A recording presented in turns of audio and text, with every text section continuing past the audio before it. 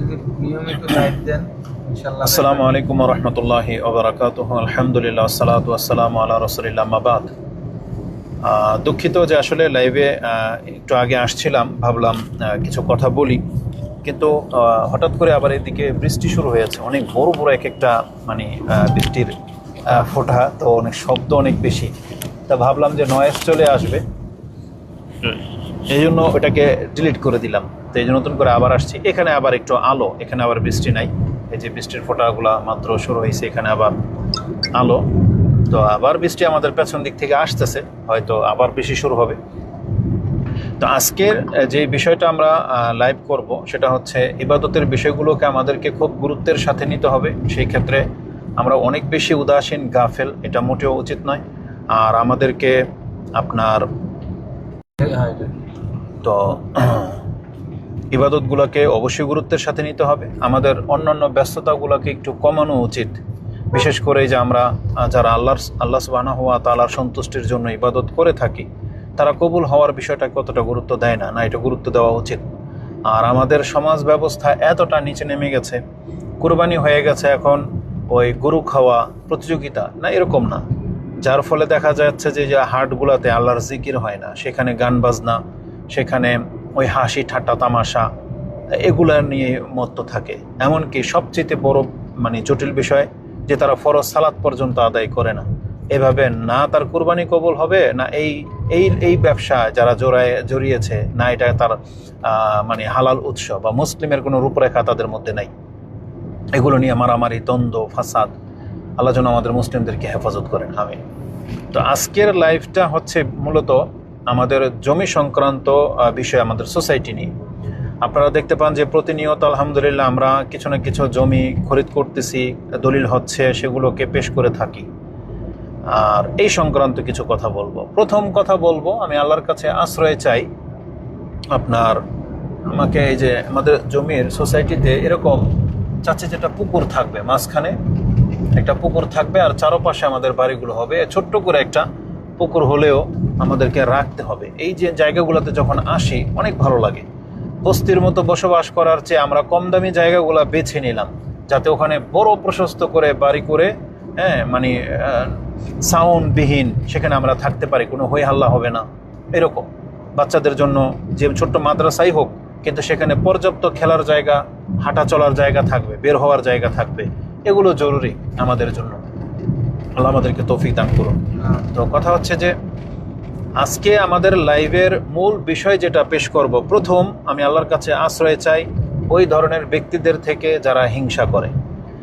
দ্বিতীয় হচ্ছে যারা আমাদের সম্পর্কে মানুষের কাছে মিথ্যা ছড়ায় এবং মানুষকে দুর্বল করার জন্য নেগেটিভ মানে তথ্য পেশ করে, বা একটা তথ্য না জেনেই আমার সম্পর্কে, আমাদের সোসাইটি সম্পর্কে যদি ছোট্ট করে আপনাকে বলে কি না কি হবে, এ পারবে কি না, এতটুকু মানুষ, এর কোনো বিদ্যা বুদ্ধি নাই, আর এরা কয়জনই বা চিনে, এদের সাথে যাইবান, বা হুজুর এখন জমির ব্যবসায় লেগে গেছে, এই যে বিষয়গুলা, এতে কি হবে, আপনার অন্তরের ভিতরে একটা নেগেটিভ একটা চিন্তা আসবে, আর তখন আপনি না জেনে মন্তব্য করে ফেলবেন। আর আমাদের নারায়ণগঞ্জ শহরের একবার সবার আমভাবে বলতেছি, এদের অন্তরের ভিতরে আমি বা কল্যাণ দেখতে পাচ্ছি না, এদের সাথে কথা বলে কোনো মজা পাই না। যখনই আমাকে খুব বেশি সামনাসামনি রেসপেক্ট করে, শেখও বলে, কিন্তু অন্তরের ভিতরে আমি অনেক কিছু দেখতে পাই, মানে এরা গোপন করে রাখে, প্রকাশ পায় কথাতে, চেহারাতে, কারণ অন্তর তো ফিরে দেখতে পারি না, এই জন্য এদের মুখের কথায় বিশ্বাস করি। কিন্তু যখন অন্য আদার্স ব্যক্তিদের কাছ থেকে তথ্য পাই যারা এরকম এরকম মন্তব্য করে, জিজ্ঞেস করলে মানে এটা কনফিডেন্সের সাথে উত্তর দেয় না, একটা দুদুল্যমান। আর আমি যখন কথা বলি আমাকেও পরামর্শ দেওয়ার সময় মানে ভয় দিয়ে পরামর্শ দেয়, এত বড় কাজ ভাই হাত দিয়েছেন, হ্যাঁ পারবেন কিনা, হবে কিনা, কি যে হয় আল্লাহ ভালো জানে, আচ্ছা দোয়া করি আল্লাহ আপনাকে কামিয়াব করুক। সুবহানাল্লাহ, মানে যখন এইভাবে কথা বলে না, তখন খুব মানে আশ্চর্য বোধ হয়। তো পৃথিবীতে মানুষ এমন কেন, যে মানুষের উচিত কি ছিল, আমাদের সমাজের উচিত কি ছিল, যে ঠিক আছে ভাই একটা কাজে হাত দিছে, আমরা আরো শক্তিশালী করি, আর আমি যেদিন মরে যাব না, এই আহলে হাদিস, এই জমিয়ত আন্দোলন বা যারাই করে সবাই কোনো না কোনো তো তো করে আলহামদুলিল্লাহ, কোনো না কোনো ব্যক্তিদের সাথে জড়িত বা সংগঠনের সাথে জড়িত, এটা একটা আহলে হাদিস সম্পদ, সালাফিদের সম্পদ। আমি মরে গেলে সবাই এটাকে মানে নিজের দাবি করবে, আর আমি চাইও যে আপনারা এসে দখল করেন, কারণ এটাকে আদার্স কোনো কবর মাজার পূজারীরা দখল করে নেবে এমন যেন না হয়। এখানে কিন্তু 800% জায়গা মসজিদেই থাকবে ইনশাআল্লাহ। আমি বেঁচে থাকলে আল্লাহ যদি আমাকে তৌফিক দেয় 50% আমি নিজে ইনশাআল্লাহ একটা ব্যবস্থা করে যাব। 30% ঘোষণা ছিল, 50 হবে, কবরস্থান 30 হবে, মাঠ পুকুর মিলিয়ে জিলে আমি আমার পক্ষ থেকে 100%-এর ব্যবস্থা করে যাব। আর এটা হবে সালাফিদের প্রপার্টি ইনশাআল্লাহ। আমি জানি আমার এই বক্তব্য, এই মেসেজ আদার্স ইয়েদের কাছেও যাবে, তবে জেনেন এটা আমাদের টাকার কিনা, এখানে কোনো ছল চাতুরি করে কিনা হয়নি, এটা সবার প্রত্যেকের ব্যক্তির টাকার কিনা, এটা আমাদের সম্পত্তি ইনশাল্লাহ, এটা আমাদেরই। তো এই জন্য এখানে অন্য কেউ দখলদারিতে আসবে না। তো আপনি জেনে নেন, নেগেটিভ বলেন আর পজিটিভ বলেন, আমি মাহমুদ করে যাচ্ছি ইনশাআল্লাহ। আল্লাহ যদি আমাকে দিয়ে এতটুকু করাই দেয়, এটা আপনাদেরই সম্পদ হয়ে থেকে যাবে। এখন সেটাকে কি করবেন আপনারা কইরেন, তবে নেগেটিভ চিন্তা না করে এখন আসেন, শক্তিশালী করেন। কিন্তু দুঃখজনক হইল আমি নারায়ণগঞ্জের হওয়ার কারণে আমার পুরো প্রচেষ্টাটা আমি আমার অঞ্চল মানে এলাকার কাছাকাছিতে শক্তি কাজে লাগাচ্ছি। আমাদের দূর দূরান্ত ভাইয়েরা সাড়া দিয়েছেন, কিন্তু নারায়ণগঞ্জের যারা স্থানীয় তারা কেউ এটা মাথা ব্যথা করে না, মানে দূর এই যা করে করুক, দেখ মনে পড়ে কি হচ্ছে না হচ্ছে। আর যারাই আসছেন বা যাদেরকে টার্গেট করে নামলাম তাদেরকে এখন আর মানে তেমন একটা কাছে পাচ্ছি না। হয়তো মুখে বলে না, জানি না অন্তরের কি অবস্থা বা কি এমন অসামর্থ্য তাদের যে অন্তত সময় দিবে, সেই সময়টুকু পর্যন্ত অনেকেরই দেখতেছি যে নাই। আর যেমনটা বললাম, একবারে কিছু কিছু ব্যক্তিদের বড়দের কথা বলতেছি, তারা চায় না যে আমাদের মাধ্যমে কিছু একটা হোক, তাদের অন্তরটা এতটা ছোট হয়ে গেছে। আর বাকি যারা আছে তারা আমাদের নেগেটিভ তো বলবেই। তারপর আলহামদুলিল্লাহ আল্লাহ আমার সাথে 185 জন ব্যক্তিকে জুড়ে দিয়েছেন। 185 জন ব্যক্তি, তাদের মধ্যে প্রায় 96 জনের নামজারি সহ রেজিস্ট্রি হয়েই গেছে, আর বাকিদের নামজারির প্রসেসিংয়ে চলতেছে। তারা আলহামদুলিল্লাহ একটা সময় বসবাস করবে।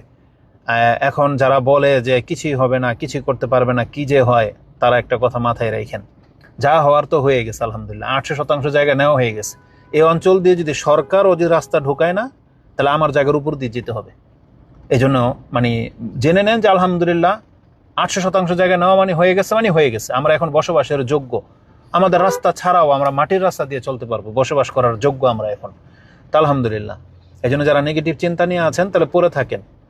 আর ওই সমস্ত হুজুরদের মতো যদি করতে পারতাম, ওই যে টাকা নিয়ে উদাও হয়ে যায়, তখন গিয়ে আপনার এই মন্তব্য করলে খাটতো। আমি তো আমার নিজের নামেও জায়গা নিইনি, আমার শুধু মসজিদ আর রাস্তা ছাড়া আমার নিজের নামে আমি জায়গা নিইনি। প্রত্যেক সদস্যের নামে, তাদের নামে রেজিস্ট্রি হয়ে যাচ্ছে, তাদের নামে সরাসরি ফাইল। আমি মরে গেলে তারা তাদের জায়গা খুঁজে বের করতে পারবে। তো কিন্তু উচিত ছিল আমাদের শহরে যারা যারা দিন পেয়েছে বা আশেপাশে অঞ্চলে যারা এই মতাদর্শ, তাদেরকে অনেক গুরুত্ব দিয়ে নেওয়ার বিষয়টা নেওয়া ছিল যে আলহামদুলিল্লাহ এটা খোলা জায়গা, এখানে আমাদের একটা দিন প্রতিষ্ঠা হওয়ার জন্য একটা লোক দাঁড়িয়ে গেছে, তারা আমরা শক্তিশালী করি, তার পাশে দাঁড়াই। কিন্তু না, আল্লাহ সুবহানাহু ওয়া তাআলা তাদেরকে ওই হিতাহিত জ্ঞানটা দেয়নি। তা আমি আল্লাহর কাছে তৌফিক কামনা করা ছাড়া আর আমার কোনো উপায় নেই, এইটাই আমি করি। আর আপনারা যারা দূর দূরান্ত থেকে আমাদের সাথে যুক্ত হয়েছেন, তাদেরকে আমি আল্লাহ সুবহানাহু ওয়া তাআলার কাছে দোয়া করি, আল্লাহ যেন তাদের এই আশা প্রত্যাশাকে যেন অটুট রাখেন, তারা যেন আমার মাধ্যমে ঠকে না যায়, আমি যেন তাদের সাথে কখনো খেয়ানত না করি, আল্লাহ যেন আমাদের কদমকে স্থির রাখেন। আর সবচেয়ে বড় কথা হচ্ছে, আমি অনেক সময় তাদের সাথে অনেক মানে রাগে কথা বলি অনেক বেশি, তা ওরা মেনে নেয় আলহামদুলিল্লাহ, এ যাবৎ মেনেই নিয়ে আসতেছে। এটা তাদের উদারতা, আল্লাহ যেন তাদের উদারতাটাকে বরকরার রাখে, মানে স্থায়ী রাখে, আর আমাকেও যেন সহনশীল বানায়। আমি তো কথা হচ্ছে যে আমাদের সোসাইটিতে যুক্ত হওয়ার একটাই মাধ্যম আমি।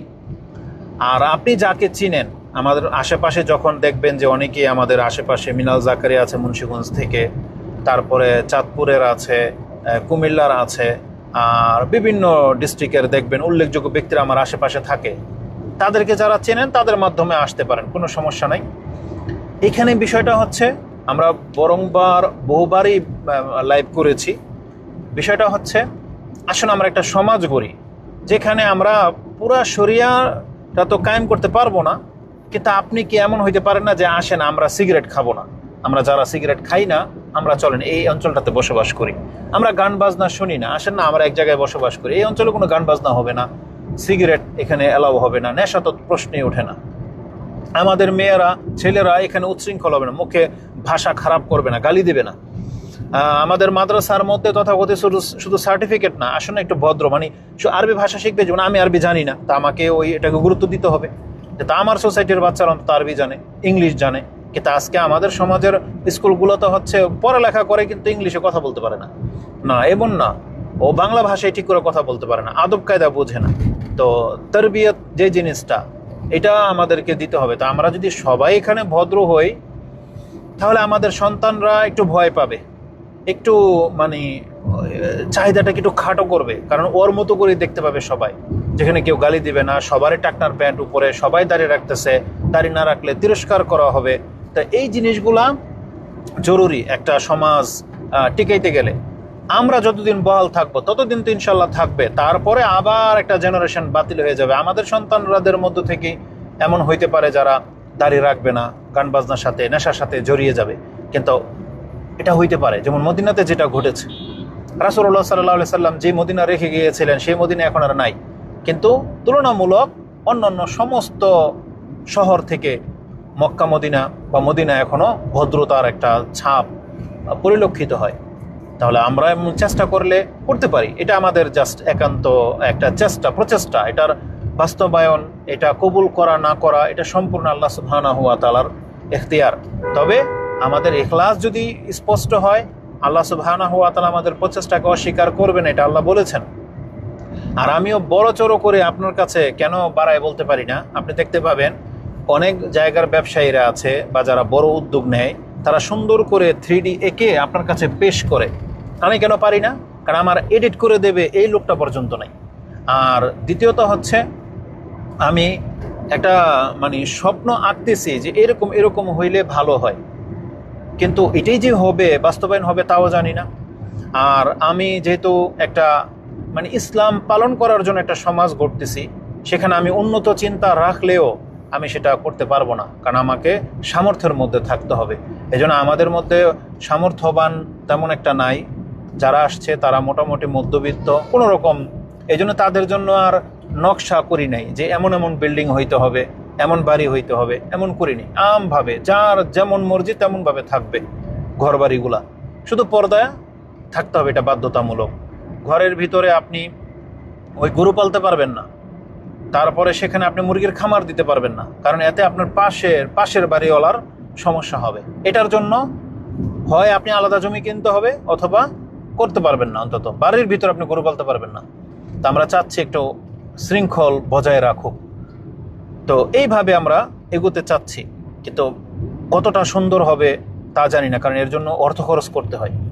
তো এবার আসুন মূল বিষয়টা হচ্ছে, আমরা এখানে কি করব? আমরা করব যে আমাদের নিজস্ব এখানে একটা মিডল একটা মসজিদ থাকবে, একটা নিজস্ব কবরস্থান থাকবে। আমরা সেখানে কোনো বেনামাজিকে কবর দিতে দিব না। এটা আমাদের একটা মানে আমাদের সমাজের আলহামদুলিল্লাহ সবাই নামাজি হবে, এখানে বেনামাজের প্রশ্নই ওঠে না। এটা হচ্ছে মূল বিষয়। আর তাদের জানাজা পড়তে আমাদের কোনো দ্বিধা লাগবে না।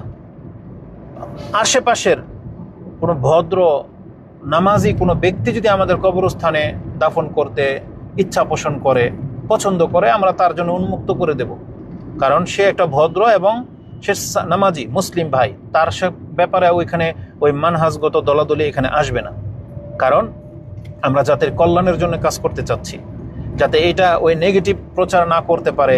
ওই যে আমরা মানে জানেন জায়গা কিনতে গেলে এখানে কি হয়, বলে এখানে ওই কাদিয়ানিরা শহর বানাবে, বুঝছেন? তো দুঃখ লাগে, কাদিয়ানি হচ্ছে তো এরকম মিথ্যা প্রচার করে। তারপরে অনেক জমি ব্যবসায়ী আছে এত লোভী, এক জায়গায় আমি কিনেছি 2,30,000 দিয়ে, তার পাশের জমি ও 2,75,000 চায়। হ্যাঁ, তারপরে আমি দেখলাম একটু পেছনে একটু কম বলাতে ও আমাকে খুব মানে রাব ভাষা ব্যবহার করছে। আবার দেখলাম যে মানে ও স্ট্যাটাস দিছে, নারায়ণগঞ্জে দেখবেন ভূমি বেচা কিনা হয়, স্ট্যাটাস দিছে যে এই মদনপুরের মেন রোড থেকে খুব কাছে, হেঁটে গেলে 5 মিনিট লাগে, 3,20,000 টাকা কম বেশি করা যাবে, অর্থাৎ জমি হয়েছে মাত্র 2,20,000 টাকার জমি। তো এই হচ্ছে অবস্থা। তো এরা মানুষের কাছে এইভাবে প্রচার করে। আচ্ছা, আলা কুল্লি হাল, এখন আমাদের মূল বিষয় হলো আমরা আলহামদুলিল্লাহ 190 জন নাম লিখিয়েছে। তার মধ্যে আমি 85 জনকে অ্যাক্টিভ পাচ্ছি। এর মধ্যে 90 জন রেজিস্ট্রেশন হয়ে গেছে আলহামদুলিল্লাহ। এই যে গত সপ্তাহে 9 জনের মতন হইল। আবার জমি আসবে, আমরা আবার নেব, দামে পছন্দ হইলেই নেব, কিন্তু আমরা আগ বাড়িয়ে কারো জমি আমরা দখলও করতে যাইব না, আর আমরা বেশি দাম দিয়ে কিনতেও যাই না। এটা আমাদের নীতির খেলাফ। তা আমরা একটা প্রস্তাবনা রাখি, এই দামের জমি আমরা নেব, পেলে আমরা নেব ইনশাআল্লাহ। আর আপনারা যারা আমাদের সাথে যুক্ত হবেন, আমার নাম্বারের সাথে যুক্ত হবেন, হোয়াটসঅ্যাপে নক দিবেন, সকাল 10টার পর থেকে নক দিবেন। তারপর আপনার কি জানার আছে সেটা আপনি জানবেন। আমি যেটা জানাবো এতদিন জানিয়ে আসছি, আপনি 3%, 4% জমির এক একটা প্লট কিনবেন, মানে বাড়ি করার জন্য পজিশন কিনবেন, সেটা আপনার সামর্থ্য অনুযায়ী। একবারে সামনের দিক থেকে কিনলে একরকম রেট, একবারে পেছন দিকে কিনলে একরকম রেট। সেটা আপনি চাইলে নিজে এসে ওই অঞ্চলের কোনো দালালের মাধ্যমে আপনি জমি কিনতে পারেন। আমার মাধ্যমে নিতে হবে জরুরি না, এটা হচ্ছে বিষয়। এলাকার মানুষ যারা, তারা নিজেরা গিয়ে কিনুক না, আমাদের সাথে বসবাস করবেন, এটাই হচ্ছে মূল। এটার উপরে কথা হবে। আবার অনেকে আছে দূর থেকে আসেন, আগেই ফোন দেন যে শেখ জায়গাটা কোথায়, আগে জমি দেখবো। না, এখানে জমি দেখার মতো কিছু হয়নি। এটা ঠিক যে প্রতারক যারা, তারা এমনটাই করে, জমি টমি অন্যেরটা দেখাবে। আমিও চাইলে অন্যেরটা দেখাইতে পারি, কিন্তু আমি বলতে চাচ্ছি আপনাকে, জমি কোথায় এটা মুখ্য বিষয় না। আপনার মুখ্য বিষয় থাকতে হবে আপনি আমাদের সাথে সমাজ গড়বেন কিনা। আমি যেখানে থাকি, আপনার পাশে যদি আপনি থাকেন, ওই মহল্লা যদি আপনি জায়গা পান, তাহলে আপনার আপত্তিটা কোথায় হবে? এমন যদি হইতো যে আমি আপনাদেরকে এক জায়গাতে জমি দিয়ে বসতি করে দিয়ে আমি উধাও, তাইলে বলতে পারতেন যে এমন একটা জায়গায় মাহমুদ ভাই আমাদেরকে এনে ফেলে দিল, যে জায়গা আমাদের পছন্দ হয় না। আর এটা হলো আমাদের নারায়ণগঞ্জ শহরের একেবারে প্রাণ কেন্দ্রে, মানে 0 পয়েন্ট থেকে মাত্র 5 কিলোমিটার, বুঝছেন, 5 কিলোমিটার। আর এটা এই সিটি কর্পোরেশন হয়ে যেতে পারে, ব্রিজ হচ্ছে, এটার ইন্ডাস্ট্রিয়াল এরিয়া। তার মানে আমাদের নারায়ণগঞ্জ থেকে যদি কেউ মানে ইনকামের সোর্স না পায়, তাহলে আমি মনে করি অন্য ডিস্ট্রিক্টে মানে তেমন কোথায় আছে। কমার্শিয়াল এরিয়ার মধ্যে আমাদের নারায়ণগঞ্জ উল্লেখযোগ্য। তো সেখানে আলহামদুলিল্লাহ, তারপরে রিজিকের মালিক আল্লাহ। আপনি এখানে রিজিক সহসা পেতেও পারেন, আবার আপনার একটু কষ্ট হইতে পারে, এটা মূল বিষয় না। আমি যে জন্য চুজ করছি, এই বিলটা খালি ছিল, বসতি ছিল না, নারায়ণগঞ্জের খুব একটা কাছে বলা চলে, দামের দিক থেকে কম, এই ফ্যাসিলিটিগুলো আমি বেছে নিয়েছি। আমি এই অঞ্চলের মানুষগুলাকে খারাপ পাচ্ছি না, তারা আলহামদুলিল্লাহ আমাদের সাথে কখনো খারাপ আচরণ করে নাই। এখানে উল্লেখযোগ্য এমন কোনো সন্ত্রাসী বা এরকম নাই। কিছু আছে পোলাপান নেশা করে, তাদেরকে আমরা দেখতে পাই। তবে এই অঞ্চলেরও আলহামদুলিল্লাহ কিছু ভাইয়েরা আছে, সে অঞ্চলের তারা আশেপাশে বাড়ি জায়গা কেনার ক্ষেত্রে তারা আমাকে যথেষ্ট হেল্প করতেছে, তারাই খুঁজে দেয় আলহামদুলিল্লাহ। তো তাদেরকে আমি নেগেটিভ বলতেছি না আলহামদুলিল্লাহ। এবং তারাও আমাদের সাথে যতটুকু মিশতেছে, আমি আশা করি খারাপ পাবে না, ভালোই পাবে। আর যে কোনো হুজুরি মিথ্যা প্রচার করুক না কেন, এটা তো ওর মিথ্যাচার ছাড়া কিছুই হবে না। কারণ আমরা কাদিয়ানি না আমরা কি, এটা তো আমাদের রব ভালো জানে, আর আমাদের বক্তব্য যারা শোনেন তারা ভালো জানেন। এখন ও যদি বলেও, ও কসম করে বললো, মিথ্যক প্রমাণিত হবে। এই জন্য আমাদের ওই আশেপাশের ভাইদেরকে বলবো এই সমস্ত ধান্দাবাজদের খপ্পরে না পড়তে, এবং তারা ধর্ম সম্পর্কে জেনে বুঝে যেন কথা বলে। কোনো হুজুর আমাদের সম্পর্কে নেগেটিভ বললো আর আপনি অ্যাকশনে চলে যাবেন না, এটা মোটেও আপনার করা উচিত না। কারণ আল্লাহ আপনাকে আকল দিয়েছে, আপনিও দুনিয়া ঘোরেন, আপনিও দেখেন মক্কা মদিনায় কেমন ইসলাম চলে, তাইলে আপনি নেগেটিভ কথাগুলো নেবেন না। আলাকুলিয়া, এখন আমাদের মূল বিষয় হচ্ছে, আমাদের অঞ্চলটা হচ্ছে এই, আমরা তাদেরকে সাধুও বলতেছি না, আবার আমরা অনেক বেশি ফেরেশতাও না। সব অঞ্চলে ভালো খারাপ আছে, আমরা এখানে ভালো থাকার জন্য একত্রিত হতে চাচ্ছি। আসুন আমরা চেষ্টা করে দেখি, আর যতটুকু পারবো ততটুকু, না পারলে আল্লাহর কাছে তো বলতে পারবো যে আল্লাহ আমি চেষ্টা করেছিলাম। এটা হচ্ছে মূল। এখানে কোনো নেতৃত্বের কোনো বিষয় না। আমি তো চিরদিন বেঁচে থাকবো না, আপনাদের কারো পছন্দ হলে সে দায়িত্ব নিয়ে নেবে। আর আল্লাহ যদি বড় কোনো শেখদেরকে আমাদের মাঝে এনে দেয়, আলহামদুলিল্লাহ, এটা আমরা মানে আল্লাহর পক্ষ থেকে একটা অনুগ্রহ হিসেবে নেব। তবে অনেকে আছে যে আগে প্রতিষ্ঠিত করুক, আমি দেখি, তারপরে এসে একটু মানে জায়গা করে না, এরকমটা করলে ঠিক হবে না। যারাই আসবেন আমাদের সোসাইটি এবং সোসাইটির বাচ্চাদেরকে কল্যাণ করে দিবেন, এমন কেউ আসতে হবে। কারণ আমরা চাচ্ছি যে আমাদের সোসাইটির একটু ভিন্ন টাইপের হোক। ভিন্ন টাইপের বলতে একে অপরকে সহনশীল হবে, আমাদের বাচ্চাগুলো যেগুলো দুর্বল ওদেরকে টেনে তুলতে হবে, আর্থিক দিক থেকে পারলে আমরা সাপোর্ট করব, ওদেরকে ভালো শিক্ষা দিয়ে ওদেরকে যোগ্য করব, এগুলো থাকবে আমাদের প্ল্যান। তো আমি অনেক লম্বা করে ফেলতেছি আমাদের লাইফটা, আল্লাহর কাছে দোয়া করি এবং মনের যেই কষ্টটা আছে সেটা মাঝে মাঝে আপনাদের কাছে ব্যক্ত করি যে আপনি উপকার করতে পারলেন না আবার নেগেটিভ মন্তব্য করেন, এটা মানে মানায় না। এজন্য আমি ছোট আছি, ঠিক আছে, আমার অযোগ্যতা আছে, তারপর এত বড় কাজে হাত দিছি, এটা আমি দেখতেছি, এই জন্য যেহেতু এইভাবে কেউ আগে চিন্তা করেনি, এই জন্য আমি ভাবতেছি শুধু মাদ্রাসা করা যথেষ্ট না, আমাদেরকে এমন বসতি করতে হবে যেটা রাসূলুল্লাহ সাল্লাল্লাহু আলাইহি ওয়াসাল্লামের সুন্নাহ। এই জন্য আমি প্রথম আহ্বান জানিয়েছিলাম, এটা আমার দীর্ঘদিনের স্বপ্ন। আর এটা যেদিন থেকে বলতেছি, অনেক ভাইয়েরাই বলতেছে ভাই আমি তেমন খুঁজছি, আমি তো এমন চিন্তা রাখতেছি কিন্তু কোথাও পাইনি। তা আলহামদুলিল্লাহ আমার মতো চিন্তা এরকম লাখো মানুষ করতেছে। তা আসুন আমরা প্রথমে এটাকে বাস্তবায়ন করি, তারপর আমরা এক একটা ডিস্ট্রিক্ট ইনশাল্লাহ আমরা চেষ্টা করব, ভাইদেরকে মিলে আমরা সেটা চেষ্টা করব। আমাদের মূল হলো এখানে একটা শৃঙ্খল সমাজ দেয়া। পয়সাওয়ালারা কত সুন্দর সুন্দর নগরী করতেছে, যেখানে শুধু ভদ্ররা পয়সাওয়ালারা থাকে, সেখানে দিন পালন হয় না কিন্তু ভদ্রতা হয়, প্রশস্ত রাস্তা থাকে, লেক থাকে, বড় বড় বিজনেসম্যানরা থাকে, হ্যাঁ। কিন্তু আমাদের এগুলোর কি হবে দুনিয়া ধ্বংস হয়ে গেলে? তো আমরা চাচ্ছি দিনের পাশাপাশি ওগুলো, এই ধরনের ব্যক্তিরা, এলিট পার্সন বা পয়সাওয়ালারা যদি আমাদের কাছে আসে তাহলে আমরা পারবো না কেন? দুঃখ লাগে কোনটা জানেন?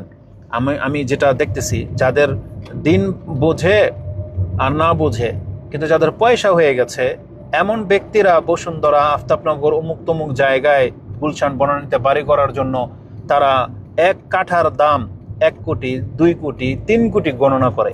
আর 3 কোটি টাকা হইলে আমি আমার বিলের অর্ধেকটা কিনতে পারবো। মানে এমন আমাদের কাছে যারা আসে 2-3 শতাংশ জায়গা কেনার জন্য আসে, তাও 2 লাখ টাকার জমি নিতে চায় না, 3 লাখ টাকার জমি পেশ করছি, আমাদের সদস্যদের ও তোলপাল লেগে গেছে, মানে দ্বিধাদ্বন্দ্বে পড়ে গেছে, নিবে কি নিবে না, এখানে নিলে কি হবে, কি করতে পারবো, দোকান করতে পারবো কিনা এমন। আর ওই সব জায়গাতে 1-2-3 কোটি টাকা কাঠা জমির জন্য মানুষ খুঁজে, মানে ভালো জমি কোথায় আছে, ভালো ব্যক্তিরা কে আছে, তার মানে তারা প্রস্তুত নেওয়ার জন্য। অথচ আমাদের সাথে অন্তত সচ্ছল এসে ধর্ম পালন করবে, সুন্দর করবে। আপনি চাইলে ইউরোপ বানাইতে পারেন, এত পরিষ্কার করে একটা নগরী করতে পারেন, কিন্তু ওই ভাইয়েরা এরা দিনও পায় না, বুঝি না, দিন পেলেও এগুলো ক্ষেত্রে আসে না। মানে সবাই নিজের জায়গায় থেকে লিড দিতে চায় আর আমাদেরকে তাদের ধন্না ধরতে বলে, মানে তাদের পেছনে পেছনে হাঁটতে বলে। তো আমি আমার পেছনে হাঁটতে আপনাকে বলতেছি না, মানে আমি যেহেতু এখানকার প্রথম উদ্যোক্তা সেই হিসাবে আমি আমার কথাই বলবো। আপনি উদ্যোক্তা হন আপনার অঞ্চলে, তবে আমরা চাই প্রত্যেকটা শহরে একটা এমন নগরী হোক যেখানে মুসলিমরা বাস করবে, যেখানে আল্লাহর দিন পালন হবে, যেখানে শিরক হবে না, বেদাত হবে না। এগুলো জরুরি বিষয়। তাহলে কি হবে, আমাদের পরবর্তী জেনারেশন তারা দিনের কিছুটা পাবে। তারা কথা বললে সালাম দিয়ে কথা বলবে, বিসমিল্লাহ বলে খাচ্ছে, দেখবে কেউ কারোটা চুরি করতেছে না, ধরতেছে না। তো এই জিনিসগুলো আমাদেরকে রেখে যেতে হবে। কারণ রাসূলুল্লাহ সাল্লাল্লাহু আলাইহি ওয়াসাল্লামের একটা হাদিস আছে এরকম যে তোমরা সালাত কায়েম করো, তোমরা ওয়াতামিরু ওয়াহুজ্জু, তোমরা উমরা করো, হজ করো, ওয়াস্তাকিমু, তোমরা ইসলামের উপরে কায়েম থাকো, ইস্তাকাম বিকুম, তাহলে তোমাদেরকে দিয়ে আল্লাহ অন্যদেরকে ইসলামের উপর প্রতিষ্ঠিত রাখবেন। আর এগুলো সমাজ ছাড়া হয় না। আসলে আমরা তো আমাদের ঘরে বসবাস করি, সমাজ ছাড়া হয় না। তো যারা আমাদের সাথে যুক্ত হয়েছেন আলহামদুলিল্লাহ, আপনাদের বিশ্বাস যেন বজায় রাখতে পারি, দোয়া করবেন। আর আপনারা যারা সদস্য হবেন, যাদের অন্তত অদূর ভবিষ্যতে বাড়ি করার ইচ্ছা আছে, আসুন না আমরা একসাথে বসবাসটা করি, এটা থাকবে আমাদের আহ্বান। যুক্ত হওয়ার জন্য আমাদের হোয়াটসঅ্যাপ নাম্বার রয়েছে 019423418889। আপনারা সালাম দিবেন, রেখে দিবেন, ভয়েস দিবেন। আর যা বলার তো আমি প্রতিনিয়ত বলতেই থাকি, পুরো বক্তব্যটা শুনে তারপর আপনি সিদ্ধান্ত নেবেন কি করবেন কি করবেন না। জায়গা যাই না, ঠকবে না ইনশাআল্লাহ। এই জায়গা ওইটা আমি বলতে গেলে সব ব্যবসায়ী তো এটাই বলে, ওটা এটা এরাও বুঝে না, এরাও বুঝে। জায়গাটা ভরার পরে যে জায়গাটা, ওইটা আমি বলতে চাই না। আপনি লাভবান হবেন না হবেন এটা আপনি, এটা একটা প্রত্যন্ত অঞ্চলের মানুষও বোঝে যে, কারণ এখানে লাভবান হওয়ার না হওয়ার কিছু নাই। আপনি 2 লাখ টাকাতে জায়গা কিনলে 2.5 লাখ টাকা শতাংশ, রেজিস্ট্রি খরচই আপনার আর 50,000 টাকা, তাহলে এমনি আপনার 2.5 লাখ 3 লাখ হয়ে গেল। তো ওই জমি কি আর আপনি নিচে বিক্রি করবেন? করবেন না। তো কথা হচ্ছে যে জমি তো জমি, আমি শুধু এতটুকু আমার দাবি বা আমি দাবি করতে পারি, আমার মাধ্যমে নিলে আমি যাচাই বাছাই করে আপনাকে রেজিস্ট্রি করিয়ে দেবো এটা। আর সাথে সাথে আপনিও আপনার কাগজ আপনি চেক করে নেবেন, এটা আপনার অধিকার। ঠিক এতটুকু আমরা শুধু হেল্প করতে পারি, কিন্তু আপনি কত কোটি টাকার মালিক হবেন, লাভবান কি হবেন না হবেন, এগুলো আমার বলা সাজে না, মানায় না। শুধু আমি চাচ্ছি যে আসেন আমরা একসাথে একটা সমাজ গড়ি, এটা আমাদের আহ্বান, দাবি, বাস। এখন দেখি কিছু প্রশ্নের মানে কেউ কিছু বলেছেন কিনা। অধিকাংশ মানুষ সালাম দিয়েছেন, আলহামদুলিল্লাহ, ওয়ালাইকুম আসসালাম ওয়া রাহমাতুল্লাহ। আর নেক আশা আল্লাহ যেন কবুল করেন, আমিন। কুলসুম বেগম, জি, আল্লাহ সুবহানাহু ওয়া তাআলা আপনাদের কবুল করুন। দুঃখিত, মাপ ওইগুলা প্রবাসী জীবন কি দুমুখী সাপ ওইগুলো, জি, জাযাকাল্লাহ খায়ের। আল্লাহ সুবহানাহু ওয়া তাআলা তাদেরকে হেদায়েত করুক, দোয়া করবেন তাদের জন্য। আর আমার কোনো ফল্ট থাকলে, আমি আসলে অতটা সৎ না, এতটা কথাটা বলে দিই। আপনি যদি প্রমাণ করতে পারেন সৌদি আরবের আমি সৌদি আরবে আমি কত বছর ছিলাম? 10 বছর, 2001 থেকে 2011। ইসলামিক কালচারাল সেন্টারের প্রত্যেকটা মানে ব্যক্তিরা আমাকে চিনত। শেখ মতিউর রহমান মাদানী হাফেজাহুল্লাহ, আল্লাহ তাকে হেফাজত করুন, তিনি সহ এমন কোনো ব্যক্তি যদি বলতে পারে যে আমি মাহমুদ কোনো ব্যক্তির কাছ থেকে 1 টাকা মানে আমি ধার নিয়েছি কিনা, আমার সন্দেহ আছে। কারো কাছ থেকে কোনো দিন আমি ধার নিয়েছি কিনা, যার কাছে নিয়ে যে তার হয়তো মনে পড়তে পারে। আমার উপরে এহসান করলে শুধু আব্দুল আজিল হক নামে আমাদের এক ফ্রেন্ড আছে, ও শুধু করছে। আর বাকি আর মনে পড়ে একবার আমি পেট্রোল পাম্পে তেল নিতে গিয়েছিলাম, আমার টাকা ওই মানি ব্যাগ রুমে রেখে চলে আসছিলাম। তখন আমি পেট্রোল পাম্পের ওটা বাংলাদেশি ভাই ছিল, আমার মোবাইল রেখে দিয়ে বলছিলাম যে আপনি এটা রাখেন, আমি টাকাটা নিয়ে আসি। উনি বলতেছে যে না ভাই, এটা নিয়ম নাই। তখন আমি আমাদের এক দিনী ভাইকে ফোন দিয়েছিলাম যে এই লাগবে, গ্যাসের টাকা লাগবে। তখন আমার মনে আছে যে ওর কাছ থেকে এই 65 রিয়াল না কত নিয়ে যেন আমি তেলের টাকা দিয়েছিলাম, কিন্তু ওটা ঋণ হিসেবে নেইনি, ওইটা নিয়েছিলাম এই প্রয়োজনে। কিন্তু আমি আলহামদুলিল্লাহ কারো কাছ থেকে কোনোদিন ঋণ করিনি। আমি আমাদের জন্মস্থান নারায়ণগঞ্জের মধ্যে যতদিন ধরে আছি, কোনো বাজারওয়ালা যদি কোনো একটা মুদির দোকান দ্বারা এই কথা বলতে পারে যে আমি মাহমুদ কোনোদিন 1 টাকা বাকি রেখেছি। আমি প্রয়োজনে ওষুধের দোকান আমাকে বলছে আপনার আম্মার জন্য কত টাকার ওষুধ লাগবে, আমরা নিয়ে যাই, কিন্তু আমি ট্যাবলেট পাতা কেটে নিয়ে আসছি, আমি 1 পিস আনছি, তারপর আমি কোনদিন বাকি আনিনি। এটা এই যাবৎ স্টিল। তো এই জন্য আপনার টাকার প্রতি আমার এত লোভ নাই। আপনি আপনার যে জমি আপনি নিজে কিনবেন, এতটুকু আমার সততা আমি আপনার কাছে পেশ করতে পারি। আপনার টাকার আমার খেয়ে মরতে হবে, আল্লাহ আমাকে ওই অবস্থায় রাখেন, আলহামদুলিল্লাহ, আল্লাহ যথেষ্ট ভালো রাখছে। আর আমি মনে করি এছাড়া আর আমি কি গ্যারান্টি দিতে পারবো আপনাকে? হয় আমাকে কেউ ঠকাইলে আপনি ঠকবেন। কেমন ঠকা? ধরেন যে জমি আগে বিক্রি করে ফেলছে, মানুষ তো দুষ্ট টাইপের হয়, বিক্রি করে দিয়ে যদি আমাকে ঠকানোর জন্য ওই জমি যদি আমার কাছে বিক্রি করে, যেটা আমি তদন্ত করে রিপোর্ট পাইনি, 2, 4, 5, 10 বছর পরে যদি কেউ এসে পায়ে পড়ে দিয়ে ঝগড়া করে, যেমন এক দালাল আমার কাছ থেকে 6 লাখ টাকা নিয়ে দেয় না। আবার আমাদের, আচ্ছা যাক, ওনার কথা নাই বা বললাম, আল্লাহ আমাদের আর দিনী ভাই, শুধু আল্লাহ ওনাকে হেদায়েত করুক, শুধু এই দোয়াটাই করতেছি। উনি যা করছে ভালো করেনি, অথচ আমার হয়ে বিচার চাইবে, আমার সাথে গিয়ে 10 জন লোক গিয়ে ওদেরকে ধরবে, এই লোকগুলো আমাদের মধ্যে নাই। সবাই খালি দূর থেকে তামসা দেখে। প্রশাসনের লোক পর্যন্ত আমি বললাম না যে নাই, কিন্তু আমিও কারো নাম্বার সেভ করি নাই। কেন? এমনিতে আমাদের আল্লাহর প্রতি ভরসা কম। যদি পাওয়ারফুল কোনো ব্যক্তির নাম্বার আমার কাছে থাকে, সে যদি বলে যে মাহমুদ কি হয়েছে, আমাকে নক দিয়েন বা আমরা দেখবো বিষয়টা, তখন অন্তরে একটা অহংকার চলে আসতে পারে, বা একটা মানে অন্যরকম একটা ভাব চলে আসতে পারে। তার পাওয়ারে হয়তো একটা মানে বাজে আচরণ করে ফেলতে পারি, বা কিছু হলেই তাকে ফোন দিয়ে ফেলতে পারি। এই জন্য আলহামদুলিল্লাহ আমি আজ পর্যন্ত কোনো ডিফেন্সের কোনো ব্যক্তিকে খুঁজি নেই যে কে বড় পদে আছে তার নাম্বারটা সেভ করে রাখে, আমি নেইনি। তো আমি জাস্ট এটা আমি নিজে থেকে বললাম আপনাদেরকে, আর আমার ব্যাপারে আর কিছু বলাটা ঠিক হবে না। তো কথা হচ্ছে যে আমি তো ছোট ব্যক্তি, আরও বড় কোনো ব্যক্তি যদি থেকে থাকেন যে আসেন আপনি উদ্যোগ নেন, আপনার পেছনে হাঁটতে আমি রাজি, কিন্তু আপনি একটা কিছু করে দেখান, মানে কি বলবো বলেন। তো যাই হোক, আপনারা যারা আছেন ওই ভাইদের জন্য দোয়া করবেন যারা নেগেটিভ চিন্তা করে, আর আমাদের বন্ধুরূপে যারা এসেও আমাদেরকে কষ্ট দেয়, তাদের জন্য আক্ষেপ করা ছাড়া কিছু নাই। আর আমি এখন ইদানিং কেন যেন সবার সাথে মানে মিশতে পারি না। কেন মিশতে পারি না? আমাদের ওয়াজ মাহফিল কেন্দ্রিক কিছু বলে, আমাদের সম্পর্কে যেমন নেগেটিভ বলে, আমি চাইলে এখন বলতে পারি আমাদের লাইফে যা যা ঘটে। কিন্তু জেনে নেন, এই যাবৎ বহু ডিস্ট্রিক্টের মানুষের সাথে আমি অন্তর থেকে মেশার চেষ্টা করেছি, কারণ আমার নিজের আপন ভাই বোন তো নাই, আমি তো একা। তো হয়তো এটার কদর, এটার ফিল আমার হয় যে ভাই বোন থাকলে এটা কত হেল্পফুল হয়, কত উপকার আসে। তো নাই বিদায় যাকে তাকে বিশ্বাস করি, সবার সাথে অন্তর থেকে মিশি। দূর থেকে যারা আমাদেরকে ফোন করেন, অনেক সময় রেগে কথা বলি, এটাতে আপনি ভাববেন না যে না আচরণটা মনে এমনই, না, এরকম না। তো আমাদের কাছাকাছি যারা থাকে তারা বোঝে যে আসলে রাগটা এটা কোন ধরনের রাগ, তারা বোঝে। সাথে না থাকলে চিনতে পারবো না। সেটাই তো, যাই হোক, এখন মানুষ তো দূর থেকেই বিচার করে। কারণ আমি তো এই আপনার এই কারণে আমি নিজে সৌদি থেকে এসে পড়ছি। তো আলহামদুলিল্লাহ, কথা হচ্ছে যে আমাদের এই খারাপ আচরণগুলো আছে, এর জন্য আল্লাহর কাছে ক্ষমা চাই, আপনারাও ক্ষমা করবেন।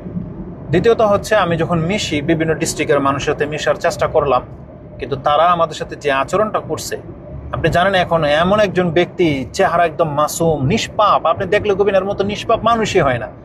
এই ব্যক্তি পর্যন্ত আজকে 4 বছর হয়ে গেল আমার কিছু টাকা নিয়ে দেয় না। আর ওইরকম দিনী ভাইরা যাদের সাথেই দেখলাম একটু অন্তর খুলে মিশি, সেটা আত্মীয় হোক বা বন্ধু বান্ধব হোক, কিছুদিন পরে সে টাকা ধার চেয়ে বসে থাকে, যেটা আমার জন্য এত একটা কষ্ট লাগে, এত একটা প্যারা। অথচ এই ব্যক্তি নিজেও জানে যে এই যে মাহমুদের কাছে যে টাকা আছে এটা তার না, এটা অন্যান্য ভাইদের টাকা যারা তাকে আমানত হিসেবে দিয়েছে, আর তার ফায়দার জন্য এই কথাটা ভুলে যায়, তখন আমার কাছ থেকে টাকা হাওলাত চেয়ে দিয়ে বসে থাকে, বুঝছেন? কারণ জানে যে আমি লজ্জা পাই, না করি না বা কিছু। এখন পর্যন্ত যারা নিয়েছে, কোনো একজন ব্যক্তিও আমানতের সাথে, ওয়াদার সাথে আমার টাকা রিটার্ন করেনি। আমি তাদের নামগুলো শুধু বললাম না, এটা আপনাদেরকে বলি। তো কথা হচ্ছে যে আমি বিশ্বাস করি, তাহলে একজন ওই দালাল আমাকে ঠকাইতে পারে, ওই একটা প্রতারণা করতে পারে, কিন্তু আমি আমার পক্ষ থেকে আপ্রাণ চেষ্টা করি।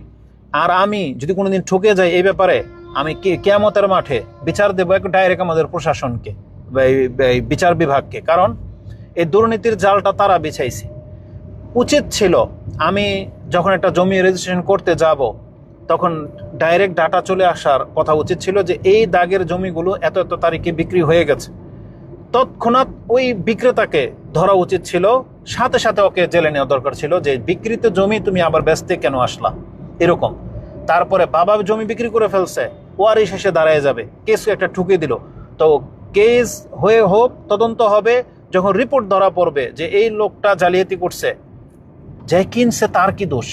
তার একটা, আপনারা অনেক সময় বলেন, যেমন এক ভাই উদাহরণ দিয়েছে, একজন বলতেছে যে আপনারা যখন বিয়ে করতে যান, আপনারা তো মেয়েদের ডিটেলস তদন্ত করে তারপরে বিয়ে করেন, তো জমি কিনতে গেলেও সেটা করবেন। এটা তো করি আমরা, তারপরও যারা চালাকি করে, দুর্নীতি করে, তারা কতভাবে গোপনীয়তার নেয়। এই ব্যক্তি যখন বিয়ের উদাহরণ দিছে না, আমি একটা আপনাকে বিয়ের উদাহরণ দিই, আমি যেটা আমার লাইভে আমরা জেনেছি, সৌদি আরবে থাকতেই জেনেছি বা কিছু। সুবহানাল্লাহ, কিছু কিছু অঞ্চলের মহিলারা এমন, সে তার বিয়ে হয়েছে বা একাধিক বিয়ে হয়েছে ধরেন, সেও নাকি অপারেশন করে আপনার এই পথকে ইনটেক বানায়, বুঝেন, যাতে সে যখন স্বামীর কাছে বিয়ে বসবে, যাতে সে প্রুফ করতে পারে যে তার বিয়ে হয় নাই। একটা মানুষ যদি এটা করতে পারে বিয়ের ক্ষেত্রে, তাহলে ঠিক এই উদাহরণটা নিয়ে নেন, ওই জমির ক্ষেত্রে তো একই কথা। ও এমনভাবে কাগজ তৈরি করবে, লোকজন সাক্ষী তৈরি করবে, একটা ক্রেতার পক্ষে সম্ভব না এটা গত সপ্তাহে বিক্রি হয়েছে কি হয় নাই, সে কি তার ওয়াইফকে হেবা করে দিয়েছে কি দেয় নাই, এটা তদন্ত করার তার কোনো ওয়ে নেই। এটা সম্পূর্ণ সিস্টেম দায়ী, এবং এটার জন্য আমাদের রাষ্ট্র জবাব দেবে কাল কিয়ামতের মাঠে। আর জালিয়াতি করবে, ধরা পড়বে, ওর হাতটা কেটে নেওয়া হোক, তাহলে হয়ে যেত ইসলামিক শরিয়ার আইন যেটা। কিন্তু আমাদেরকে এইভাবে ঠকানো হয়, হ্যারেন্স করানো হচ্ছে। তো আমরা তো আমাদের তদন্ত, যেমন ব্যান্ডার যাকে দিয়ে আমরা কাগজপত্র দেখাই, আপনি জানেন না কি হয়েছে প্রথম দিকে? একটা ব্যান্ডারের কাছ থেকে আমি জমি রেজিস্ট্রি করার জন্য গিয়েছি, তাকে বলছি আমানতের সাথে আপনি অন্তত কাগজের ক্ষেত্রে খেয়ানত করবেন না, আপনার যেটা মূল্য টাকা যা ডিমান্ড আমি তাই দিব, এভাবে করে তার দিয়ে একটা জমি রেজিস্ট্রি করিয়েছি। সুবহানাল্লাহ, ওই অঞ্চলের কিছু ভাই যারা জমি বিক্রি করে, তারা আমাকে বলল যে ভাই আপনি হুজুর মানুষ, কেন তো পেরেশানি হবেন, ওই ভেন্ডারদের কাছে কাগজপত্র আমরাই নিয়ে জমা দেবো। তাই আমি বললাম আলহামদুলিল্লাহ, তো ভালো, তা আমি আরো সুযোগ পেয়ে গেলাম। তা আমার মাথায় এটা আসে নাই যে এরা গিয়ে ভেন্ডারকে কিনে ফেলে, বলে যে এনে একটু ত্রুটি আছে, এটা চালাই দেন, ব্যাস, এরকম আমি এটা এই পথে নাইমা আমি যেটা শিখলাম, আমার মাথায় কোনোদিন এটা আসে নাই। তবে মাঝে মাঝে ভুলে যায় যে বাঙালি এমন একটা জাতি যে কাঠের গুঁড়াকে ও চাপাতি বলে বিচারায়। আমার এই কথাটা মনে পড়লে অবাক লাগে। হ্যাঁ, তো যারা দুর্নীতি করে এদেরকে ঠেকানোটা আমাদের কাজ না, এই ধরনের কোনো কিছু ঘটলে হয় তখন আপনি এটা বলতে পারেন যে মাহমুদ ভাই আমাকে ঠকাইছে। আর কিন্তু সেটা তো আমার ফল্ট না, আমি তো দায়িত্ব দিয়ে দিয়েছি। এখন দায়িত্ববান যদি খেয়ানত করে সেটা তো আপনি আমাকে বলতে পারেন না। আর আপনার টাকা যদি আমি মেরে খেয়ে থাকি তাহলে সেটা আপনি বলতে পারেন যে এই লোকটাকে আমি দায়িত্ব দিছি, সে আমার ঠকিয়েছে।